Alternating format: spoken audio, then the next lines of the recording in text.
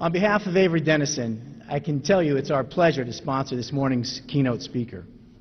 Jim Cathcart is the founder and CEO of Cathcart Institute, a team of business advisors who work with owners, leaders, and executives in the areas of executive development and sales improvement.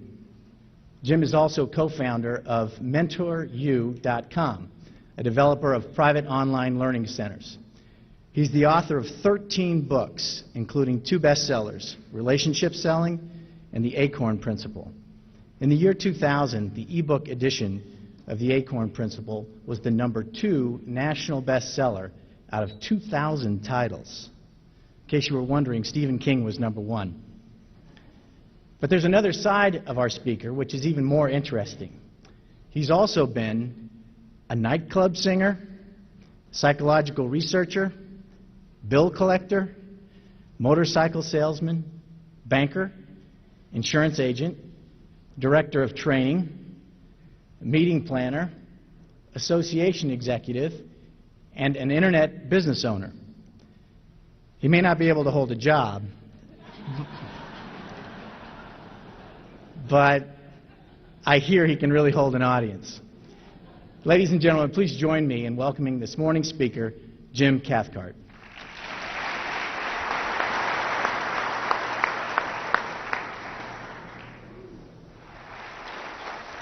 Good morning.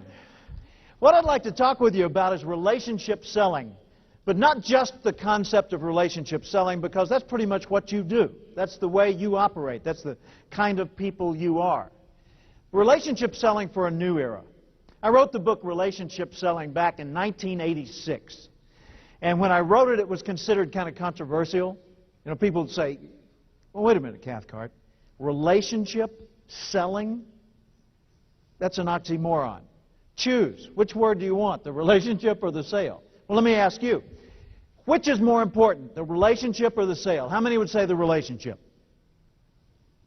Okay, that's 2,705. All right?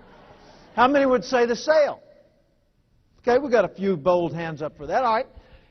If you build a relationship and you don't get the sale, in round numbers, what's that worth to you?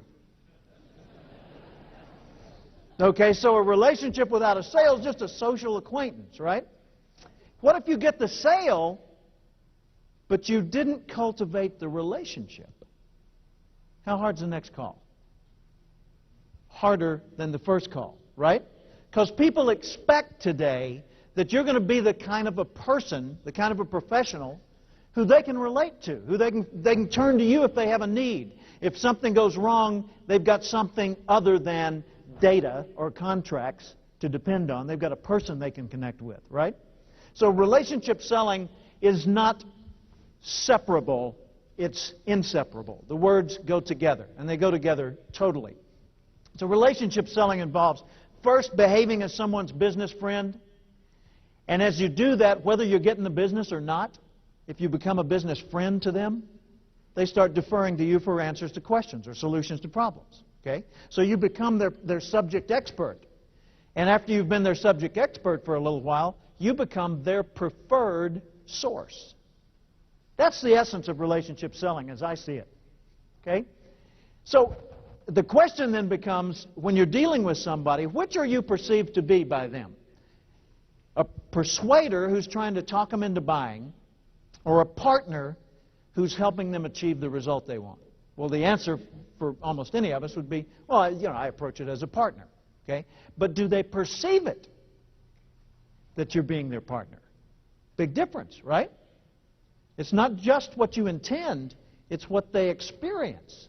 I mean, give me an example. Here's where I discovered the whole concept of relationship selling in the first place. It was in Arkansas, where I grew up. Where's Lynn? Lynn Pettis. There you are. I grew up in Little Rock. By the way, yes, I've met him. Have to get this out of the way all the time, don't you? I'm the same age as Bill Clinton. We're both 55. We were both born in Arkansas at the same time. He was born in Hope. I was born in Little Rock. We grew up there at the same time. We know a lot of the same people. And if he'd made better life choices, he could be speaking to you right now.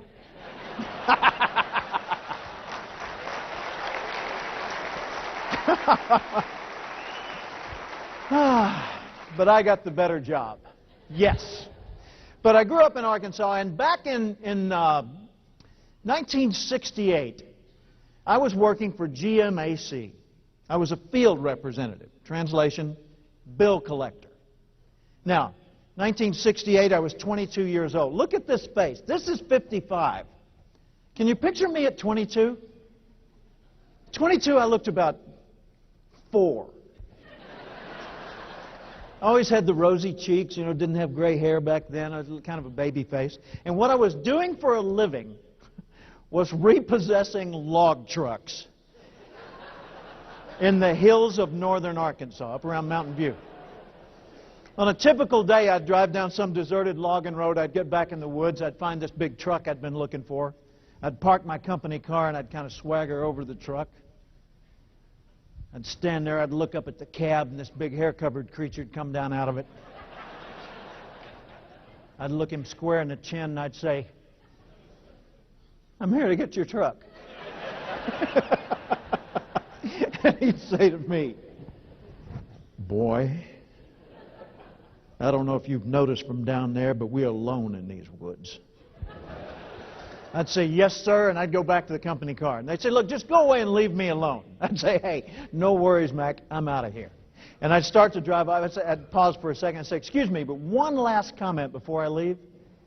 I'm the last nice guy they plan to send. See ya." And they said, wait, whoa. What do you mean, last nice guy?" I said, "Well, after me, it gets kind of ugly. You know, they send these big bruisers with guns and sheriffs. Not a pretty sight." And they said, "Well, what are my options?" And I'd say, "Set the gun down." And, on 3 occasions, that literally was the case. And I'd show them what their options were.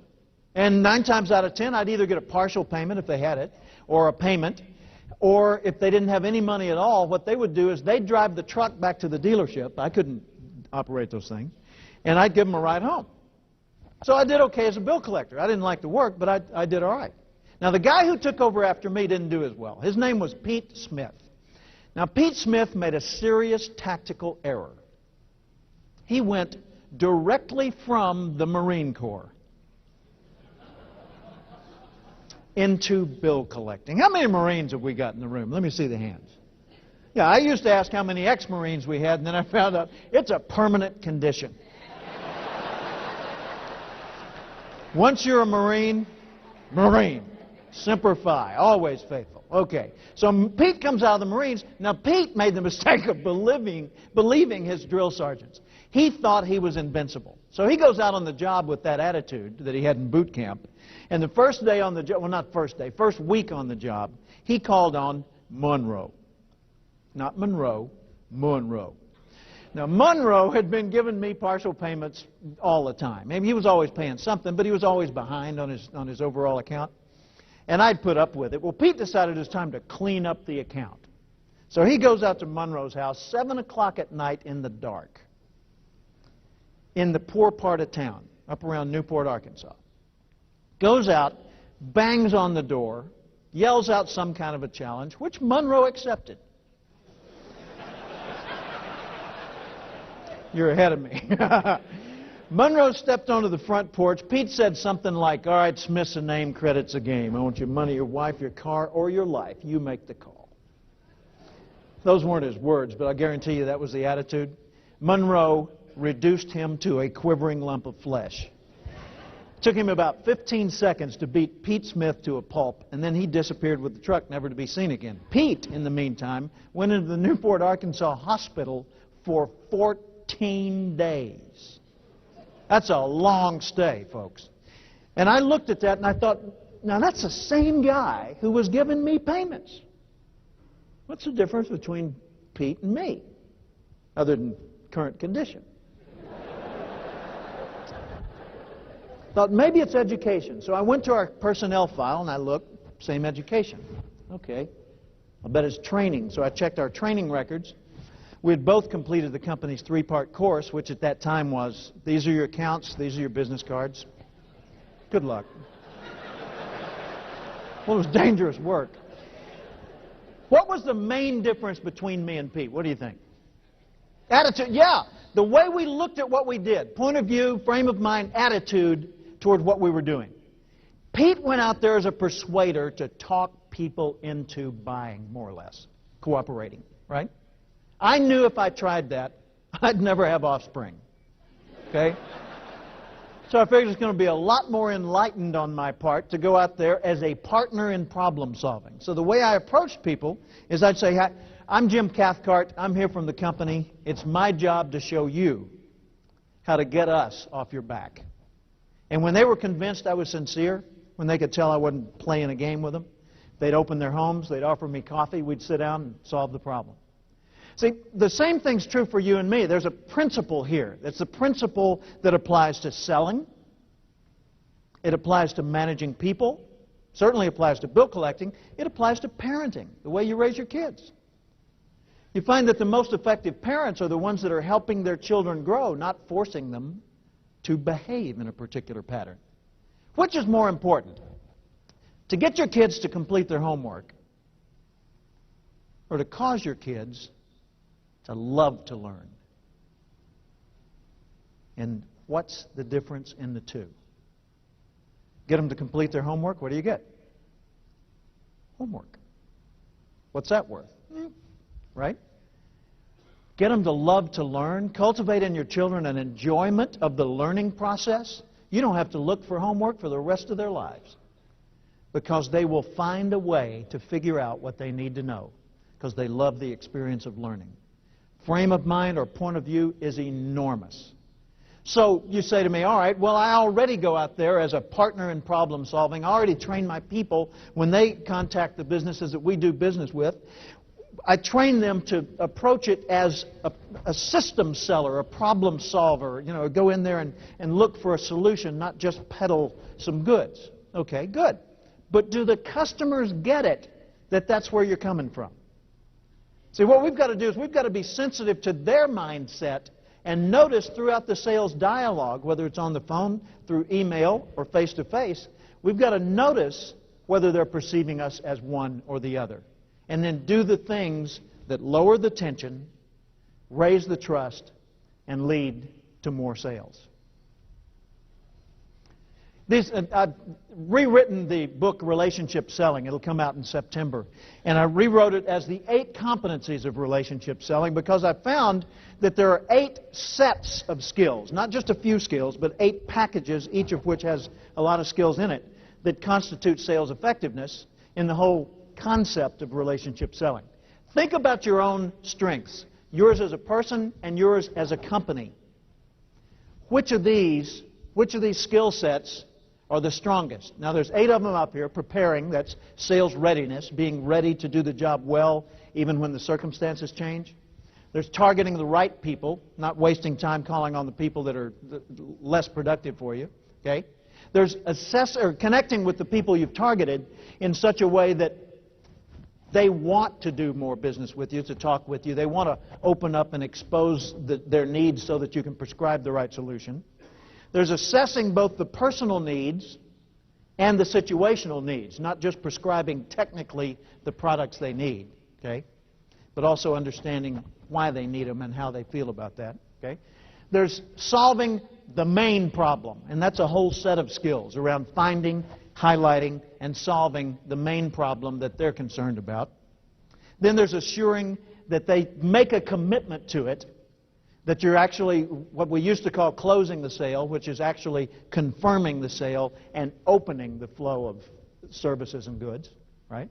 So closing, really an inappropriate choice of words. But it's commitment, and that's a set of skills. Then there's assuring that they stay satisfied after you're not in touch with them that week.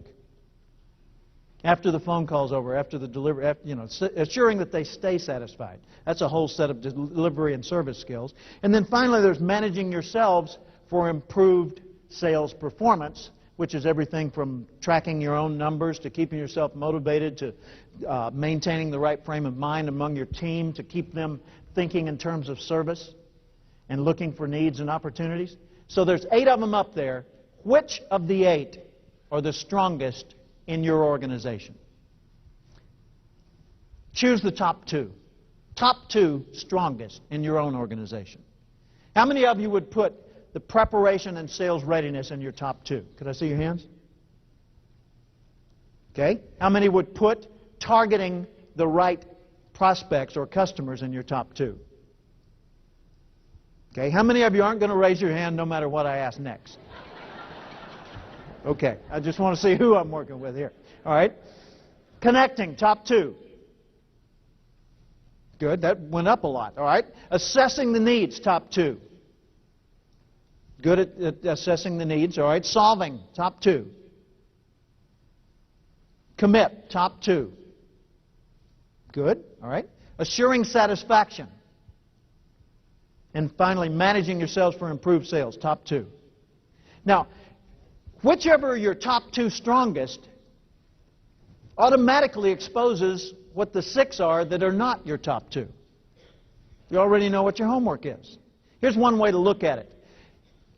Put it on a wheel like this with the dot in the center being 0 and the outer perimeter being 10, and each one of these is a rating scale. And sometime when you've got a few free moments to think about this, or maybe while you're here, do this little assessment gram, I don't know what you'd call the thing, evaluation wheel, and just put a little dot on each line between 0 and 10 as to where you feel you currently are as an organization in the strength in that particular sales competency. And then connect the dots within the circle and see what kind of shape you come up with. And I'll bet you it's not a circle. What do you bet? What that tells you is which areas need a little more emphasis, more attention, which areas need some more training, which areas need some more resources maybe to compensate for an ongoing shortage in that area. So I hope that's a helpful tool, something you can use. And watch the bookstores in the fall for the 8 competencies of relationships. No, don't watch the bookstores. Buy the book. Boxes of them. Give them to everybody. Okay. Here are some assumptions I'm working on today. First assumption, if people continue to think as they do today, they will continue to perform as they do today. Could I get an amen to that one? Thank you. If we don't change people's thinking, we will not change their performance. Okay. Second assumption. When people are not held accountable, performance lapses are commonplace. Accountability is what drives society. It's what makes an organization or a family or a community work. Without accountability, somebody's pulling the wagon while somebody else is kicking back and taking a free ride. Okay? So we've got to have accountability, but we've got to change people's thinking if we want to change their performance. Likewise, if people can't see tomorrow clearly, they assume tomorrow is going to be like today or like yesterday. So part of our job as leaders, part of our job as the people who go to the conferences, the people who soak up this new information, the people who convert the ideas from the main platforms and the breakout sessions into practical application dialogue in the hallways afterwards, we need to help other people see what's possible.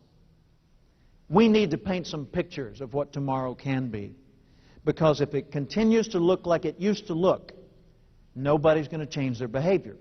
And if nobody changes their behavior, no, it doesn't stay the same. We fall behind. Agreed? Got to constantly grow and change. So what's coming? I don't know. I know some things, and you know some things. You know, we know that e-commerce is enormous, but it's minuscule compared to what it will soon be.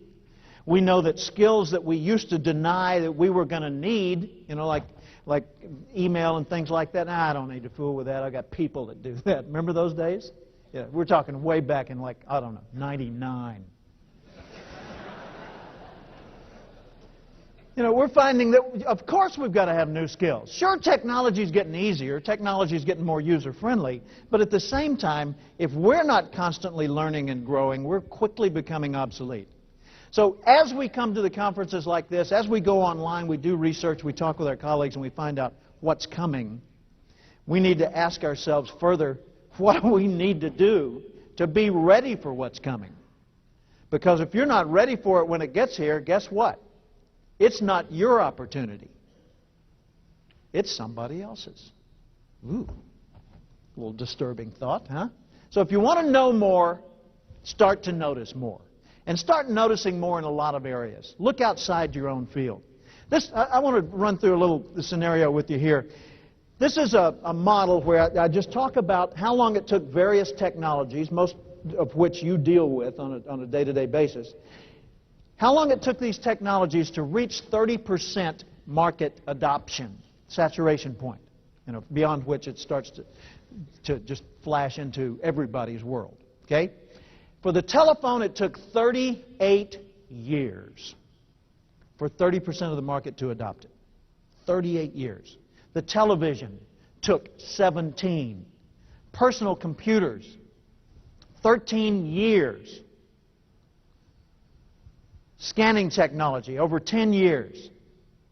Wireless phones, 10 years. Remember when it was so fun, so clever to call somebody from their front porch and tell them to answer the doorbell and then you rang it? Wow. Okay. We've come a long way. Hey, put it on mute, will you? Okay. We've come a long way. The Internet took 7 years. Now, has anybody picked up a trend yet? What's next? I don't know.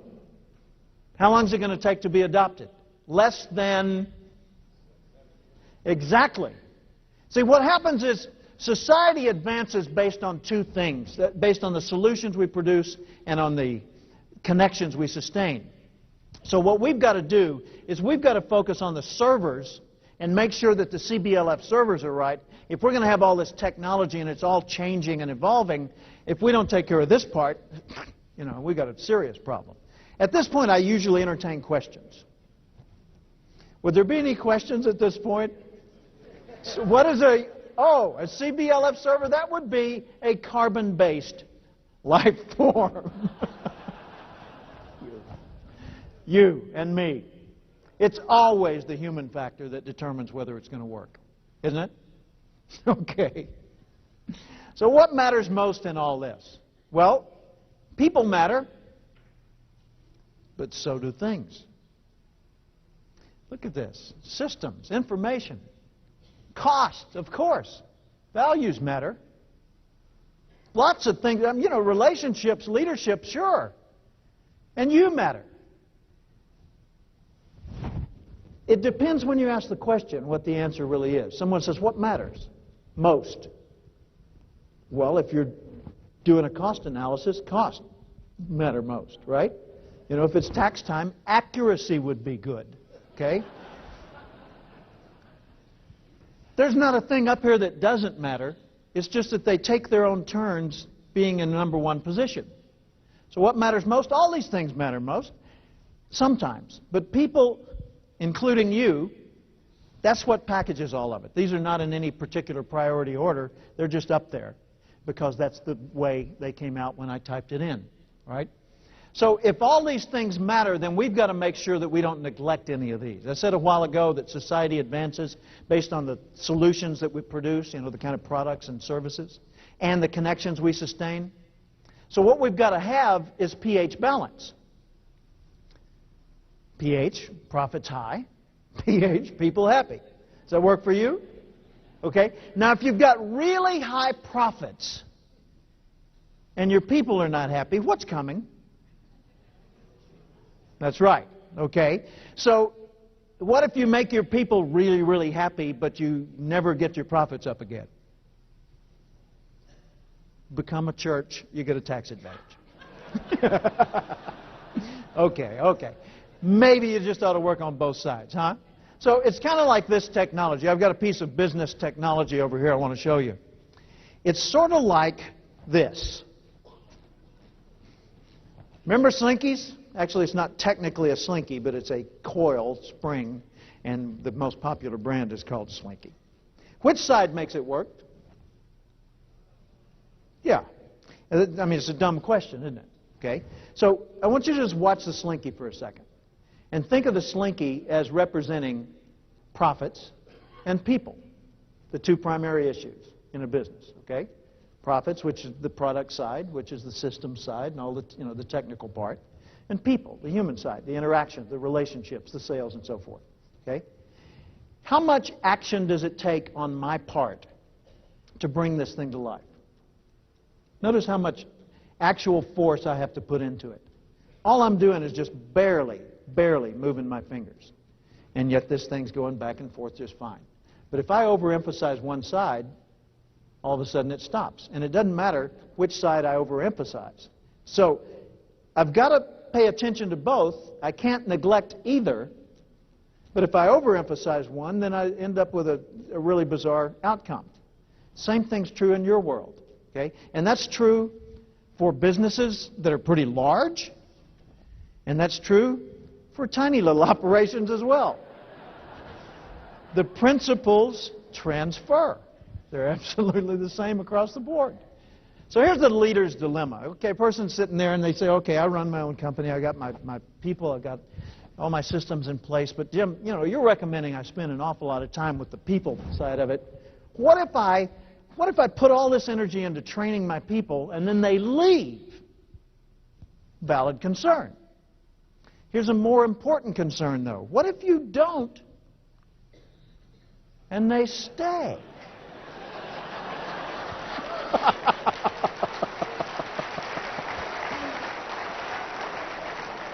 Shudder at the thought, huh? It's not optional. I mean, we don't have the option of not training our people, of not guiding their thinking and developing the right frame of mind toward all this. It's part and parcel of leadership. It's what comes from being in a position where you can make a difference. It's a basic responsibility. But there are vital relationships we have to lead people into. For example, if the person doesn't feel connected to the organization, they always will seem like an outsider, even if they've been there 30 years.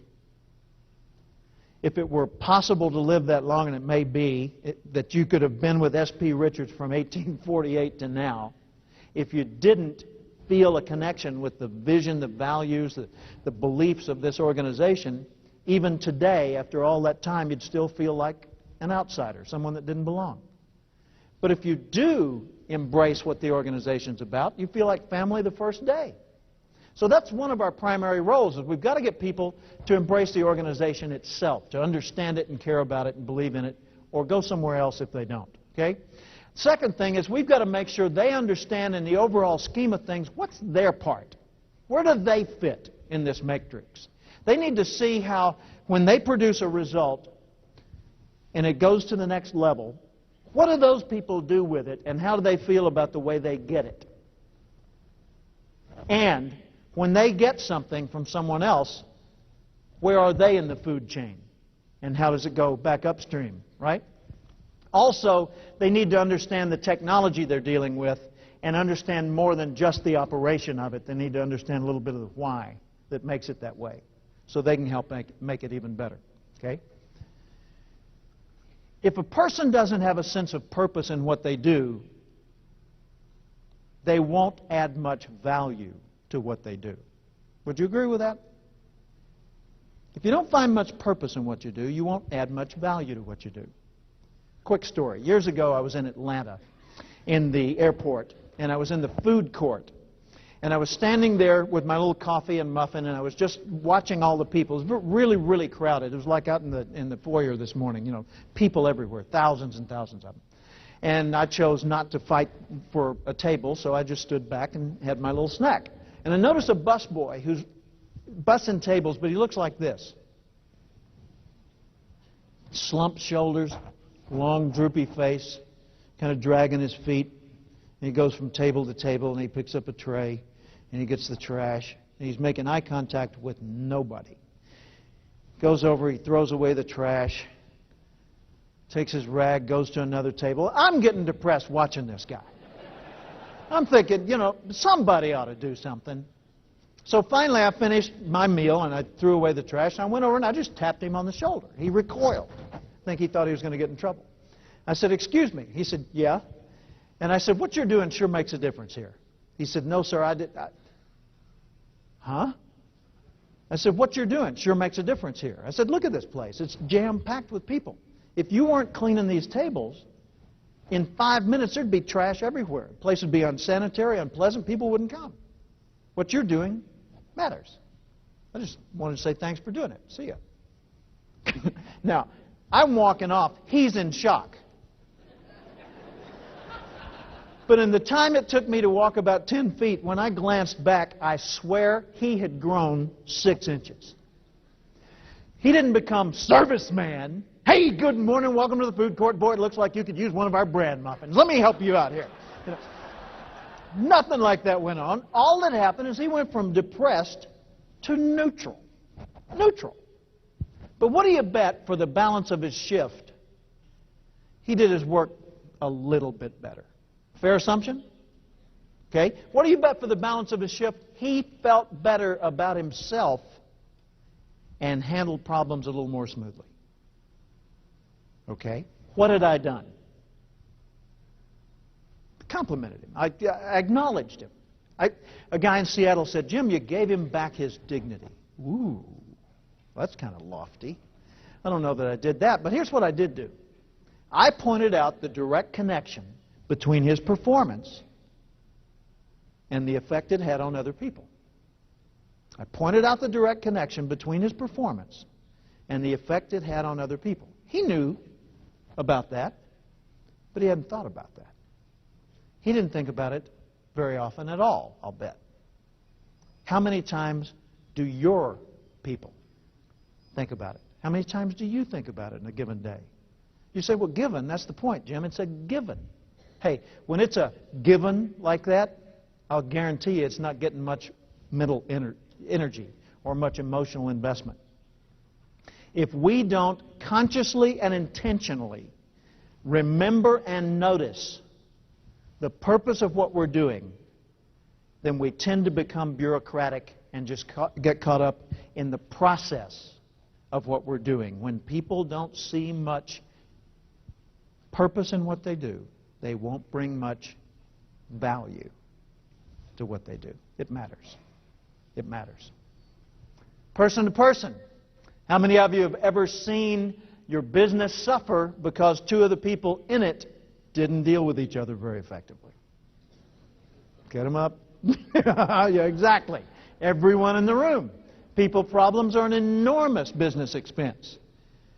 So, is it just up to you just slap them around and say, grow up? I don't think so. I think it's a skill thing, it's an attitude thing, it's an inspiration thing. We need to inspire them. We need to lead them in such a way that they feel the need or the impetus to rise above that and to acquire the skills for resolving personal conflict. And also, person to self. If a person doesn't feel good about him or herself, it will show up in their work. Agreed? Absolutely. So it really pays to support and encourage personal development through your organization. We used to say, nah, that's their personal problem. You know, that's something, that's not job related. The heck it's not. It shows up on the job. That's job related. We're talking dollars here, right? Okay? So there are a lot of vital relationships that expand our thinking about what does it mean to be a leader, be a manager, be a director of sales, be a vice president of an organization. There's a lot to it. Organizational DNA, the genetic code of your organization, is contained in what you believe in, care about, stand for, and how you express yourself to the community. And that's the first thing people have to embrace in order to really be a part of the organization itself. I'm going to show you a little grid here that takes the two things, awareness, how you think, and performance, what you do. It's kind of fun, standing in front of a race car like this and saying the word performance, I feel like kneeling. That's nice. By the way, I really appreciate the fact that you chose silver cars to give away in the year that's the 25th year, silver anniversary of Cathcart Institute. I thought that was very thoughtful of you. Thank you. Years ago, when my marriage 25th came about, my wife Paula said, Jim, you know, our 25th is coming up. And I said, yeah, I know. That's our silver anniversary. She said, no, it's not. I said, yes, it's our silver anniversary. She said, no, it's our diamond anniversary.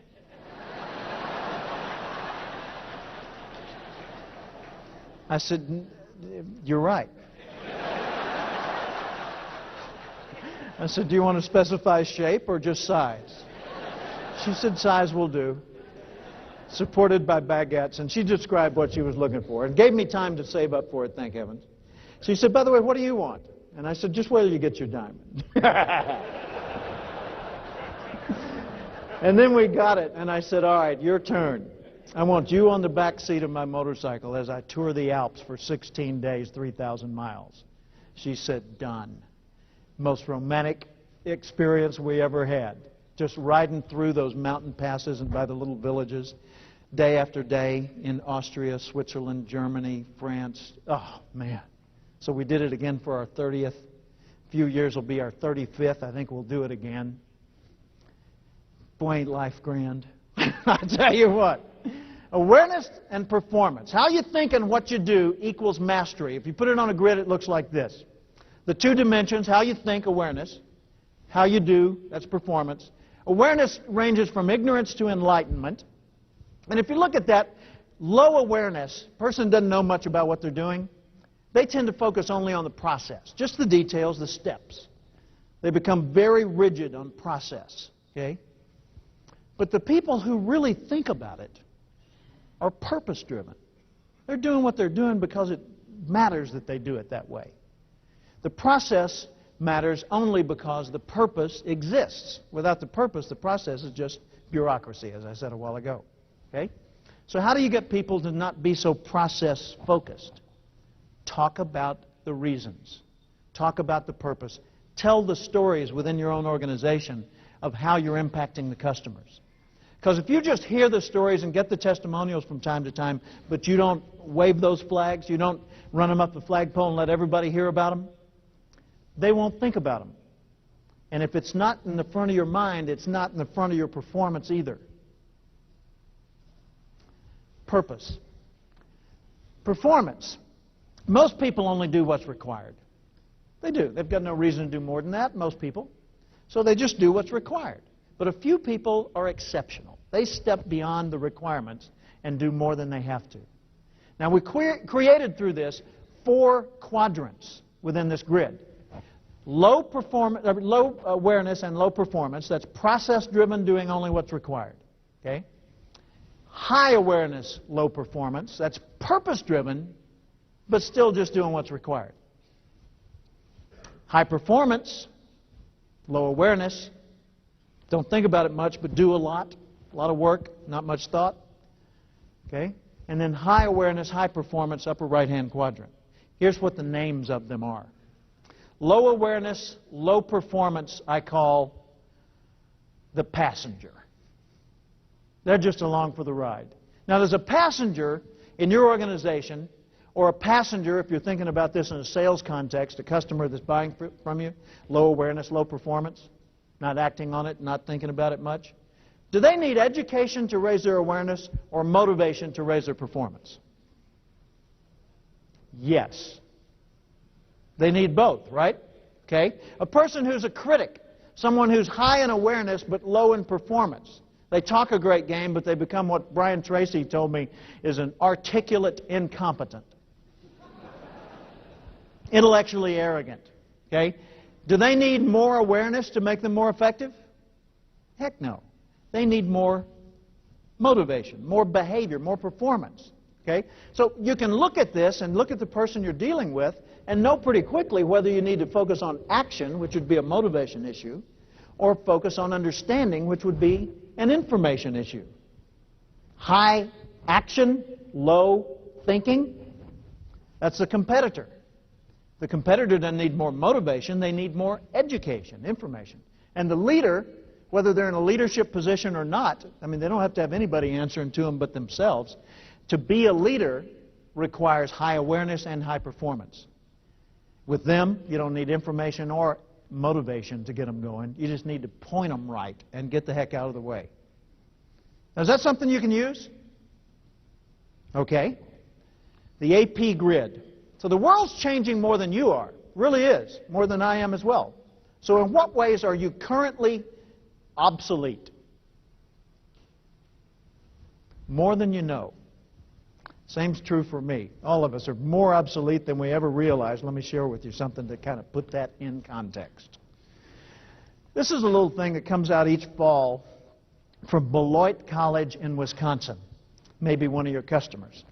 Beloit College sends out what they call the mindset list, and they send it to their faculty. And they say, folks, this describes how the incoming freshman class this year thinks about and sees the world. Compare it to how you see the world. The incoming freshman class this September was born in 1984.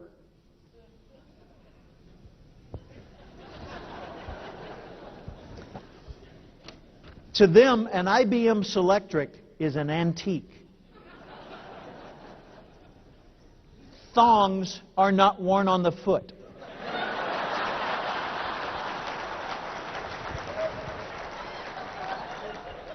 There's always been Diet Coke.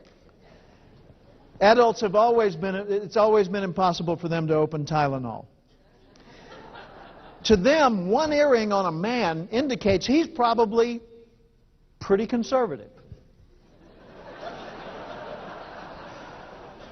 Boeing has not built the 727 during their lifetime. Did you fly one? The Colts have always been in Indianapolis. Oh, sorry, Baltimore. Volkswagen Beetles have always had front engines. Ron Howard, who's that? A balding older film director. Not Opie. Hey, don't have a clue what carbon paper is. Now, they have come up with a pretty creative definition for CC, courtesy copy. That's pretty good, I thought. Okay. Oprah's always been a national institution. Jay Leno's always been on The Tonight Show. They don't remember the Reagan era. Atari is before their lifetime. You say to them, you sound like a broken record. They say, what's a record? Honest to God. They've never heard of an 8-track. Oh, and they've certainly never seen a TV with just 13 channels. And they say, Grandpa, no kidding? You used to walk to the television?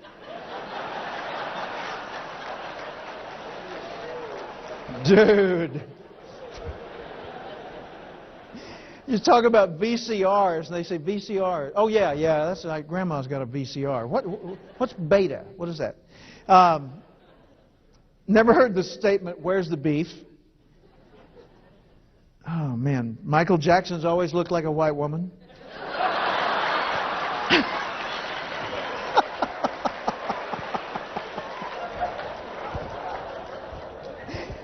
And the world's a very different thing to them than it is to us. Man, I tell you, in how many ways are we obsolete? A lot, right? A lot. Man. And so what we've got to do is constantly notice more. Intentionally pay attention to things that we weren't going to pay attention to in the first place. Like Buckminster Fuller, the man who developed the geodesic dome, considered to be the Leonardo da Vinci, the great mind of the 20th century.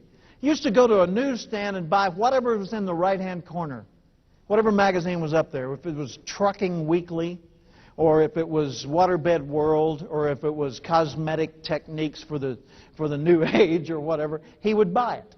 And he would read something in which he was not interested, intentionally, just to stretch his perspective and get a different take on things.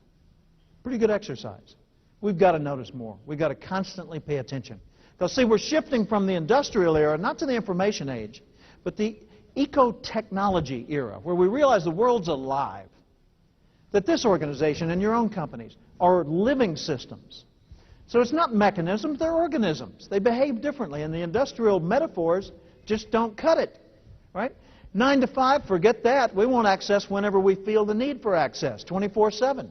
Lifetime learning, perpetual education is the deal.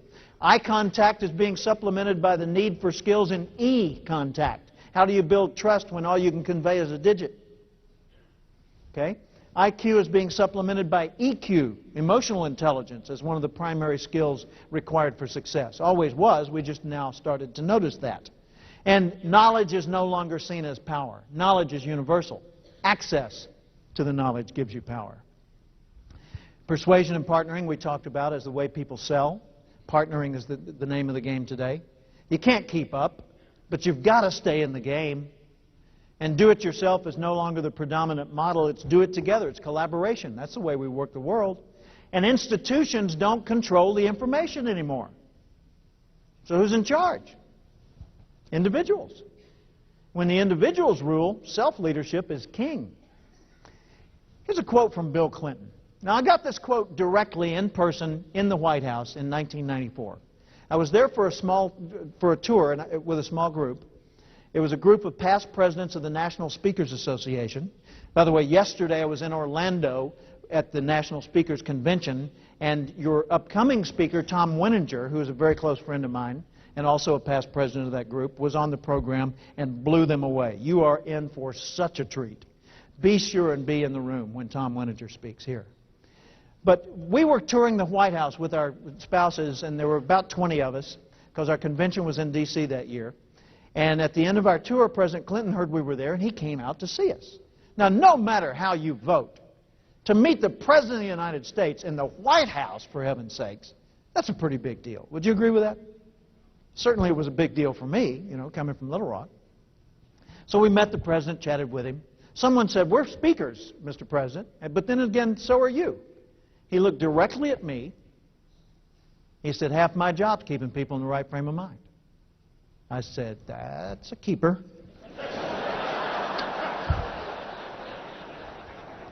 But when you think about it, isn't half your job keeping people in the right frame of mind? Really? Yeah. A big portion of everything we do involves managing point of view. A big portion of what we do involves managing point of view. And if you can't get someone to think of you as a resource that's part of their family, their network, then they'll see you as a persuader and they'll resist and they won't share enough information for you to accurately prescribe how you really could make a difference. Tom Winninger may share with you the story that he was sharing with me down in Florida, where he talks about a person who was selling off his products to him and approached it as selling a system, not just fulfilling some orders. Talked about the bigger reasons behind things. So half of what we do involves managing point of view. Here's a point of view that's important.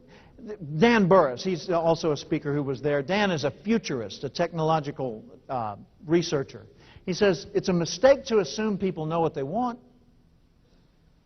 because if they don't know what's possible, they're going to ask for too little. Isn't that the truth? Part of what we do is painting pictures of what's possible, showing people the possibilities. And I think that's really an important element in all that. So what does the customer experience? They experience people. They experience processes that we go through in dealing with people. They experience the products or services that they get from us. How many of those three can you control on some level? Yeah, three. You are the people. You implement the processes. You represent the products. You choose which ones you're going to focus on. Okay? But most of all, what people experience is the feelings that they have from doing business with you and me. I want to talk about a concept that I call upserving, and it's contrasted with upselling. Upselling is about getting someone to buy more. Upserving, on the other hand, is about getting someone to feel more satisfied. Okay? So let me put this in context. It's not focusing on your needs to sell. It's focusing on their needs as the buyer. And the emphasis is not to get them to increase the size of the order. That may happen. But the emphasis is on getting them to feel more satisfied that they're your customer. Okay? Here's how I saw that in action years ago. 1975, I moved from Little Rock to Tulsa, Oklahoma. Lived in Tulsa for 6 years. When I moved there, the first thing I wanted to do on getting to Tulsa was reestablish my day-to-day routine. And for me, the day-to-day routine always begins with me going to breakfast by myself. I take my writing pad, I take a pen, and I sit there by myself and I let my mind do whatever it wants to do that morning. I've done that for 30-some-odd years, and it's served me very well. So I got to Tulsa and I looked around for my breakfast restaurant. And Sure enough, about a mile from the new office, there was the symbol of it, sticking up through the trees. Well, I had pretty simple taste at the time, but there are the golden arches. And I pulled over into the parking lot that day. It was a slow morning. I walked into the McDonald's, and behind the counter were two women, a 20-year-old and a teenager. And as I approached the counter, the 20-year-old said, "Good morning, what's your name?" In a McDonald's. I said, she said, "What's wrong?" I said, "You just asked my name." She said, "Question was too hard?" No. She said, "Well, what is it and what'll you have?" I said, "It's Jim Cathcart, and I'll have an Egg McMuffin and coffee." She said, "Fine, that'll cost $1.41. So I paid. I started to walk off with my breakfast, and the teenager turned to the 20-year-old. She said, "Hey, Grandma, where are the coffee cups?" I said, "There is no way on earth you are a grandmother." She said, "No, but that's my nickname. They call me Grandma because I'm kind of the mother hen around here. I take care of things." And I said, "Well, what do you like to be called?" She said, "You can call me Grandma. My name's Marilyn." I said, "Okay, Grandma." You know, and I went on and I ate my breakfast. Now, I had a good time that morning. I came back the next day, and this became my regular place. Every morning for the first several, she asked my name. Then she started to remember it, and then she realized I was always ordering the same thing, always an Egg McMuffin and coffee. Always cost $1.41. So it was a regular routine, and I enjoyed the routine. Well, one morning I pulled into the parking lot, and I looked up and said, "Uh-oh. What do you think I saw?" A bus? Oh, no. Two buses. Now, two buses empty in a McDonald's parking lot equals what in a McDonald's lobby? Chaos. I figure, okay, 45 people per bus, we got 90 head ready to graze in the lobby of this McDonald's. That's okay, it's my place, I'm going in. So I parked my car, I walked over, squeezed into this place. Got in there, looked for the line that was moving fastest, the one that'll stop if you get in it. It stopped. Then I heard my name, Mr. Cathcart. Mr. Cathcart. And I look up at the front, it's Grandma, Marilyn. Yes. She said, "Your breakfast is ready."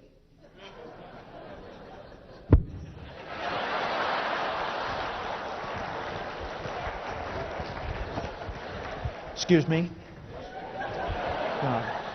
Coming through. My breakfast is ready. Reached for my $1.41. She said, "Nah, it's on the house."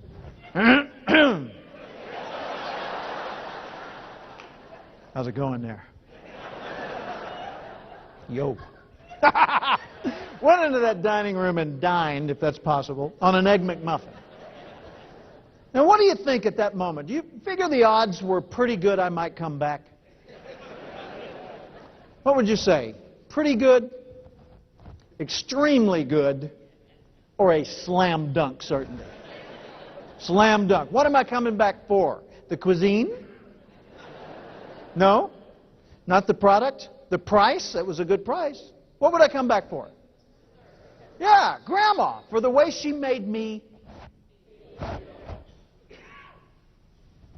The way she made me feel. With one simple, seemingly trivial gesture, she bought 6 years of customer loyalty. I'd bring business friends for lunch. I don't even like their lunch. They would say, "There? It's special."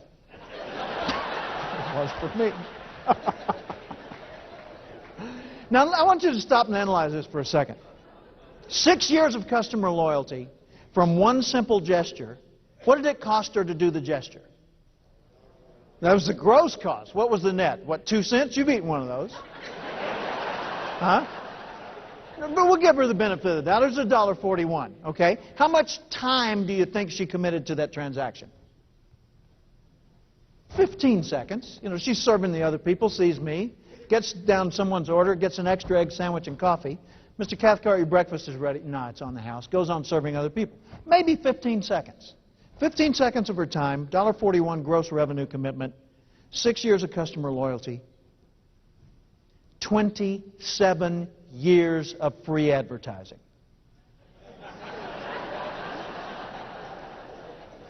Now, we're talking ROI. 27 years of me telling that story and giving them free advertising? That ain't bad. So why'd she do it? She did it because it was in the training manual. Okay, she did it because they gave bonuses to people who did that. No. She did it because if she hadn't done that, somebody would have noticed, she'd have gotten in trouble. She did it. Why'd she do it? She wanted to. Now think about that. We're talking management strategy here. She did it because she wanted to? How are you going to manage wanted to? Half of what you do is managing point of view. Half the job is keeping people in the right frame of mind. When people don't see much purpose in what they're doing, they don't add much value to what they're doing. How do you get someone to step outside of only what's required and do something exceptional? You do it by raising their thinking to the level that they see the purpose of it all. They realize that the purpose of your business is to cause the other businesses you deal with to be better off because they know you, because they relate to you, because they connect with you. You're in it together. Society advances, your business advances, your personal career advances based on the solutions you produce and the connections you sustain. Relationship and selling comes as a package, inseparable. So what's the purpose of what you do?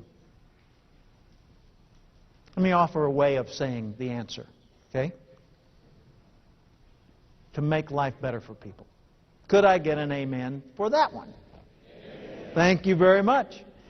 The purpose of what we do is to make life better for people, for heaven's sakes.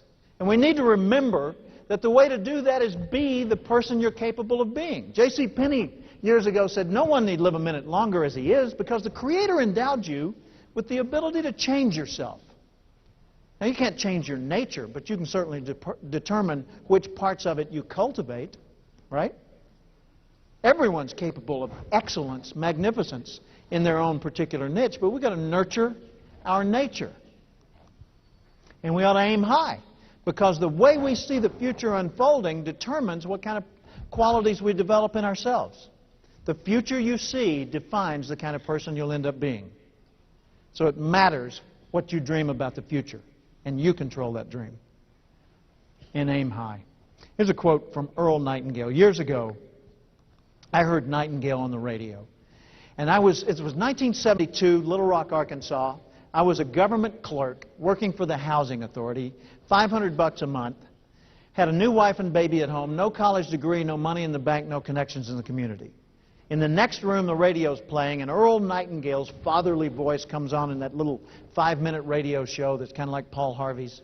And he said, if you will spend 1 hour a day extra studying your field, within 5 years or less, you'll be a national expert. And I thought, an hour a day? I'm a government clerk. I got 8 hours a day.